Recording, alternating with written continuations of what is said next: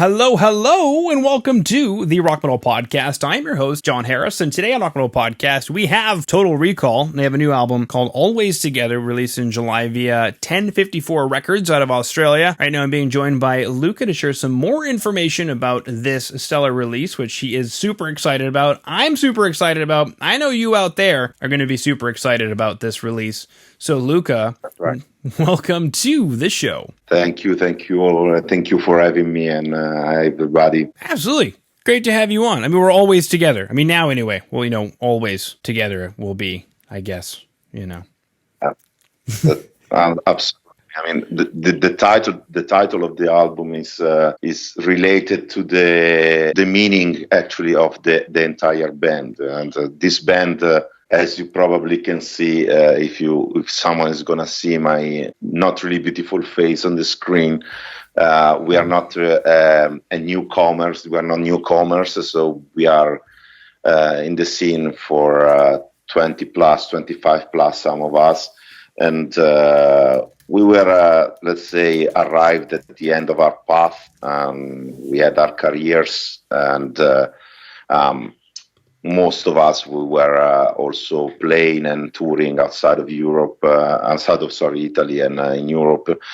But then in 2019, unfortunately, one of our brothers, Massimo, passed away after a fight against cancer.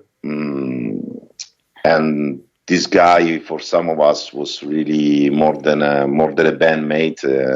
He played and toured with us in several continents for 20 or more years, and for two others in the band, played and toured also with their previous band. So the sister of Massi told us that he would have loved to see us coming back together after so many years, so we decided to form this band in his honor, playing music that was not really influenced by anything that was not related to what was our experience. Started in 1997 till present day, musically speaking.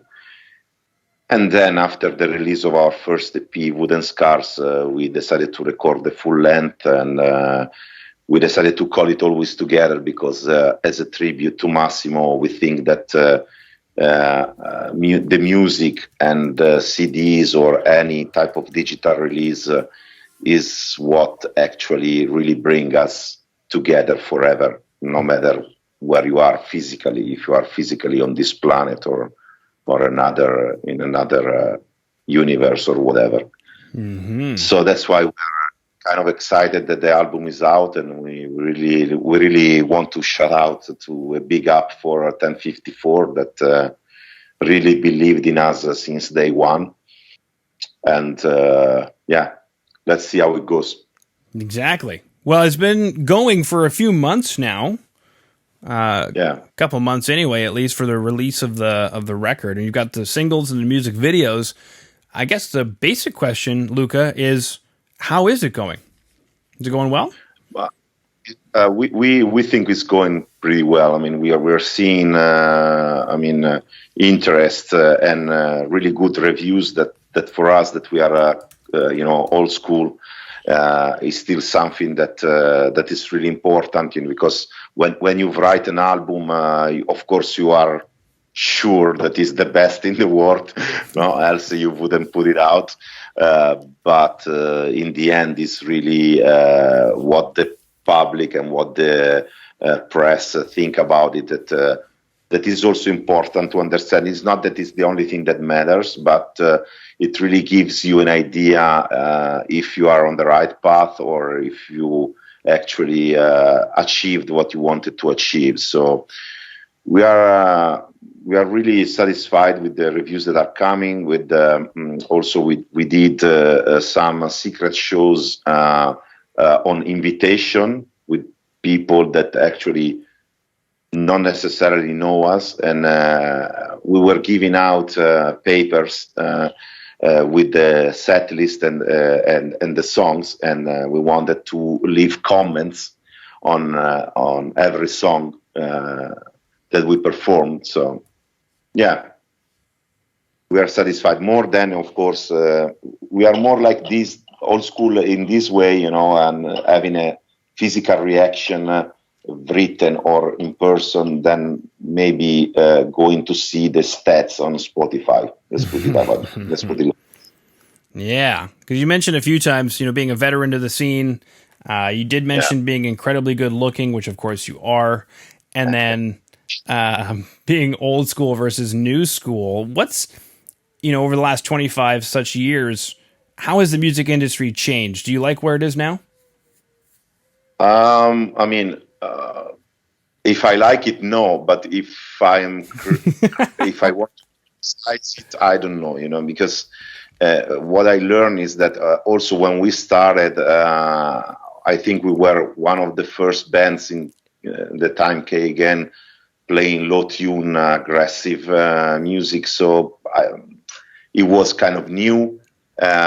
We created a new movement. We entered in a movement that we considered being new, and probably for the guys of the 80s, we were kind of not their thing, if you know what I mean. Also as an approach and as a way of, let's say, doing things. Over the years, I think that the musician got detached from the music. So the bands are more and more seen as a product, and mostly as a meteor product, so like a comet, like you go, you do your thing, you get your exposure, you're gone. And before, maybe there was more attention to the build up of the, let's say, music product. So there was more attention on being ready to go on stage, and because it was the only place in which you could have a serious confrontation with other bands. And there were less videos, less photos, less, of course, attachment to statistics and social media, also because they were not existing, basically. I think that the music industry was then really investing in band, physically and economically. Nowadays, I see it more as a facade, and the infrastructure changed, so there are less and less shows, less and less tours, or at least not mainstream tours, and is more about selling online music or visuals or whatsoever. But I think it's also correct that it's like that, even if I don't like it, because I mean, the audience changed, no? So we are in 2021, and 1997 is 24 years away. So the audience changed, and the way that they want to access content changed. So I don't want to criticize it. Let's put it like that. Yeah, you mentioned stats a few times. That's definitely something. Going back to 20-ish years ago, you didn't have access to those stats to pour over and obsess over. Is that, I don't know, affect at all how you feel about this release? You didn't have access, but you didn't have the need to access to those, because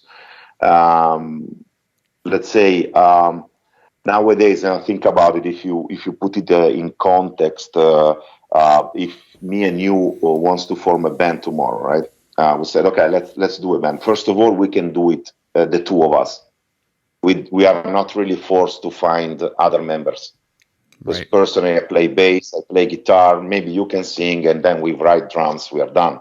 Mm-hmm. We write drums on the computer, we do our production, we don't need to go in a practice room, but we built up our songs. We invest in Pro Tools, let's say, and we make out a production that is kind of decent. Yeah. At this point, in zero time, we can make social media, websites, Facebook, Instagram, whatever it is, we can do a photo shoot, we can do a video. We can put out this content in a really minimum amount of time. And if we have the skills necessary and the necessary will, we can actually create a buzz in a short period of time. Before, just to arrive at the fact that you were ready for a show, we're passing 6 to 12 months. Right. If you know what I mean. Yeah. I think, as I said, is a different environment. The infrastructure changed. It did. It did, baby. All right. Now, speaking of a couple of videos or songs, we have Poison Flow and Seeds of Illusion. And then by the time this episode actually airs, Luca, more than likely Never Again will also be up. So in today's show notes, for those who are listening in, there is a link to the Total Recall link tree, so you can get anywhere you need to go for Total Recall, as well as links to the music videos for Poison Flow, Seeds of Illusion, and more than likely Never Again. Poison Flow, take us through this track. What is Poison Flow?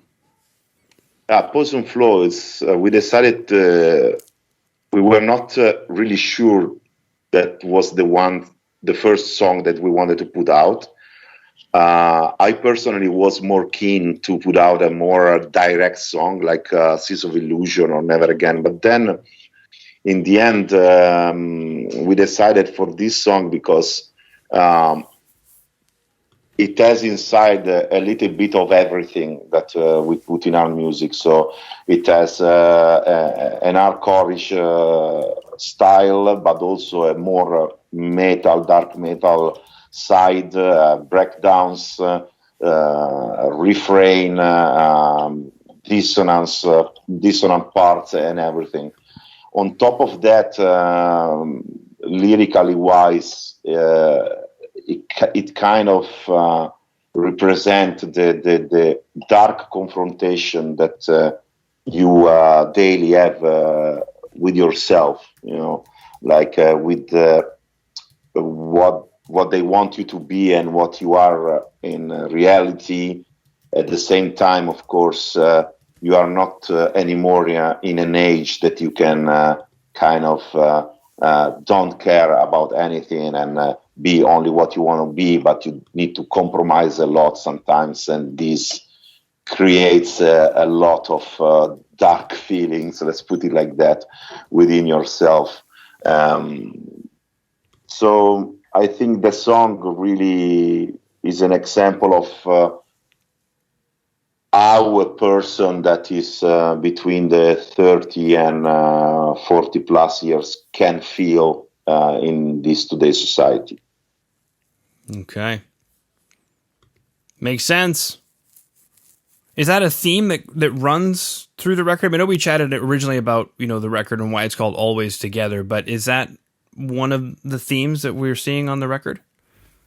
Yeah, basically it's the main theme. I mean, of course, we did this band and this album, and all the albums and releases will be a tribute to Massi, but we decided to have only one song actually that speaks about him, and it is the title track, Always Together. For the rest, the main theme of the songs, lyrically wise, is indeed this continuous confrontation that you have with yourself, seeing what happens around you with different eyes, with the eyes of a person that is not, let's say, young anymore. Let's put it like that, So but that still has this flame inside, and sees that what happened in the end maybe has a different dress, a different name, a different title, but in the end is always the same BS. And this creates a lot of frustration. And you can see this mostly in all the songs that we wrote, mainly lyrically is Andy doing his thing, but we all really let's say find ourselves in the lyrics that he writes. Mm-hmm. Very cool. All right. So far today, we have chatted about Poison Flow. We've chatted about Seas of Illusion, Never Again. Again, the videos for those tracks are available on today's show notes. You can click those, and it'll take you to the YouTube for watching those videos. The link tree is available for Total Recall. And we've chatted about the album Always Together, out July 16th via 1054 Records. What else do we chat about? Being veterans of the music scene, being incredibly good looking, tribute to Massimo. We chatted about how the industry has changed, the infrastructure has changed over the last 20 plus years. Is there anything that I missed that we needed to chat about? Did I get everything, Luca? We covered pretty much everything, and what can we say? I mean, we could chat about the COVID situation, but I did it in all the interviews till now, and there's not much that we can say, about this. The only thing maybe that is worth saying is that there is a general impression that this thing impacted only the, let's say, small, medium bands, small, medium venues. And I always say in every interview that my prayers and thoughts goes to the bands that do this for a living, or that try to sustain themselves with music. I personally know several of these guys, and I can tell you that it was not fun for them. People, they have a distorted image of what being an established band is. Yeah. So it's not all being famous, owning famous clothing, and having like $24 million mansion in California. So most of these guys, they really need to stay on the road for 9, 10, 11 months a year.